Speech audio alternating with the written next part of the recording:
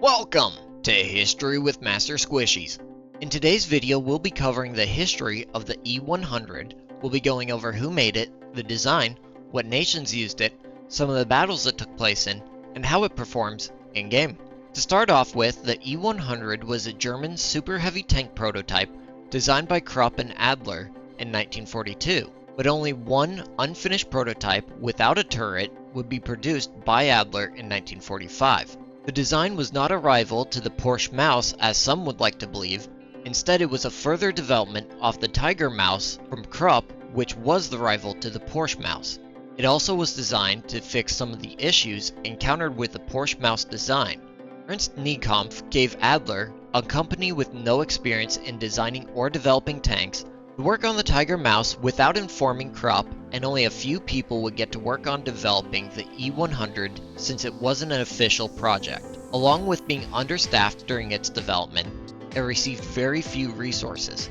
It wasn't until 1944 when the E-100 would progress further into development after Krupp had found out about the project and decided to help weld armor plating before returning it back to Adler. By 1945, the hull was waiting for parts such as the spring suspension and the fuel lines to arrive so Adler could finish it. But as the war was collapsing on Germany, the project would remain unfinished and later be captured by the American 751st Field Artillery, sent to the UK for further studies, and finally scrapped into usable parts or metal. The turret of the E-100 is widely debated, but I'll share what I have found, and at the end I'll talk about the E-100 in War Thunder, and I'll give some ideas that I would like to see implemented. Starting off strong here, the E-100 was not fitted with a Porsche Mouse turret.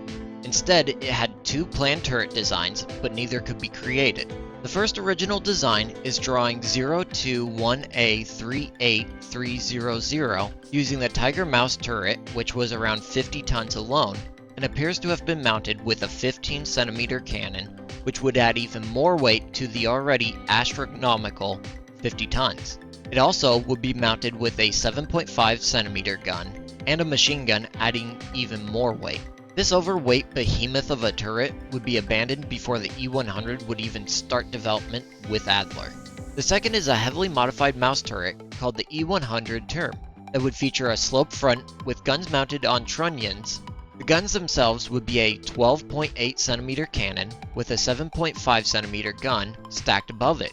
Talks of changing the 12.8 centimeter cannon out for a 15 centimeter cannon was discussed, but never drawn up. This new turret design would cut down the weight of the turret, making it 35 tons, but at the cost of making the armor weaker, especially on the sides. The front would go from 220mm to 200mm. The sides would go from 200mm to 80mm, the rear would go from 200mm to 150mm, and the roof would go from 60mm to 40mm. The E-100 was equipped with a single turret mounted with a 12.8 centimeter KWK L/55 cannon, a secondary 7.5 centimeter gun KWK L/24, and a machine gun. It had a maximum of 200mm of armor and a minimum of 150mm of armor without the turret. It had a crew of 6, a weight of 83.4 tons without the turret, and 123 tons potentially with the turret. At a length of 11.07 meters or 36.3 feet with the gun, and 8.73 meters or 28.6 feet without the gun.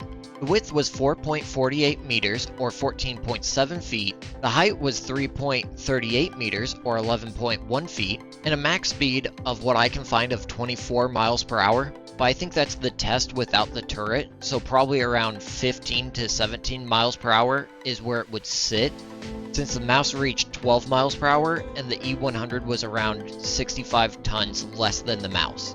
Next we'll move on to its operational history. Due to the fact that the E-100 was a prototype and never actually saw combat, there is no combat history. Finally, we'll move on to how it performs in War Thunder versus how it performed historically. In War Thunder, the E-100 is an interesting tank and doesn't fully match its real-life counterpart. The hull armor is nearly perfect, but the lower glacis is 30mm thicker than the designs say it should be. It should be 120mm instead of 150mm. The biggest issue is the turret. In-game, it's just a regular mouse turret, which is completely wrong. If Gaijin wants a mouse turret, they should use the Tiger mouse turret seen in drawing 021A38300. But if they want to be more accurate, they should have a new turret model of the E-100 using the E-100 term. This would make it more unique instead of feeling like a dollar store knockoff of the mouse. I personally would like to see something slightly different though. I want to see the Tiger mouse be added to the game, even though it wasn't produced, just to give acknowledgement that it was the rival to the Porsche mouse. And then they should change the E-100's turret to the E-100 term, which would give the E-100 its own feel and design. But let me know what you guys think. All in all, the E-100 is well done for the hull itself, but the lower glacis should be lowered to 120mm. As for the turret, it's just not good. It needs to be changed. It needs to feel like its own tank instead of feeling like the mouse. So with all that being said, I hope you guys enjoyed the video. If you did, squish that like button, subscribe, and let me know what you want to hear about next. I'll see you in the next one.